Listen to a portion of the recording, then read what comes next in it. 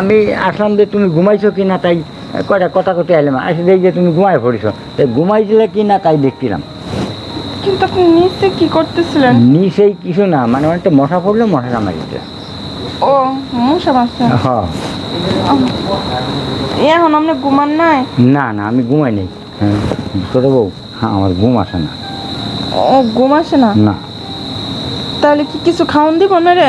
না, খাওয়ান দেওয়া লাগবে না। মানে ঘুম আসে না কি জন্য তোমার আমি কই, মানে তোমার যা তো মারা গেছে, এখন আমি একা একা আমার ঘরে থাকতে মনে চায় না, তাই একটু তোমার ভিতরে আসি, একটু গল্প টল্প করি। আমি কি আসবো, ছোটো ভাই তো বাড়ি না, সেও তো বিদেশ, তুমিও একা থাও আমিও একা থাই, কিন্তু গল্প করা মানুষ তো নাই, তাই তোমার কাছে একটু আসি। দেখেন কেউ যদি দেখে তাহলে তো আসলে সর্বনাশ হয়ে যাবো। আরে কি সর্বনাশ হবে, আমরা তুমি হলে আমার ছোটো ভাই বউ, আমি তোমার বাসুর, মানুষ সন্দেহ করবে কি, সন্দেহ করার মতো আছে না। আর আমার যে বয়স, আমার যে চেহারা, এটি কেউ বিশ্বাস করবে না।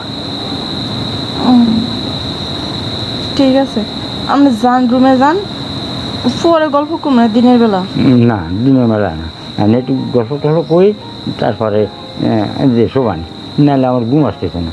আর এখন তো ঘুমার সময় হয়নি, আমি তো আর 10টা বাজে কেবল মতো, 10টার সময় কি মানুষ ঘুমায় নাই, অন্তত 12টা না বাজলে। ঠিক আছে, তাহলে আপনি কোন কি গল্প করবেন? গল্প করছিলাম ছোটো বাবু, আমি কি কব, মানে আমি করতে চাইলাম যে আমার একটা বিয়ে করা দাও। এই বয়সে মায়া পামু কই? এই বয়সে তোর মায়া পাওয়া যাবে না, আপনার যে বয়স হচ্ছে কেউ মায়া দিব না তো। হ্যাঁ মেয়ে তো দেবে না, সেটা তো আমিও জানি, মানে আমার চেহারা আমি দেখলি আমার জিন্নার, কিন্তু মেয়েরা পছন্দ করবে কেন। আর মেয়ে একটা আছে, তুমি সেটা করা দিতে পারো। কে রাখবো? মানে কব আমি, হ্যাঁ কোন? ওই তোমার যে খালাতো বোনটা আছে না, ওই খালাতো বোনটার দেহ দিক করে যদি এনে দিতে পারো। আমার খালার তো ঠিক আছে, আমি জিগাইতে পারি, যদি ও বিয়ে বসে তাহলে আমি দিতে পারবো। ও আচ্ছা, ওরও তো জামাই নাই, জামাই মারা গেছে, আমারও বউ মারা গেছে, দুজন মিলেমিশে থাকবো। তোমার বোন একবারই হলে সুন্দর হয় না। হ্যাঁ। আর একটা কথা কথা ছোটো বউ, কি? তুমি মনে কিছু নিয়ে না, কোন কি করবেন?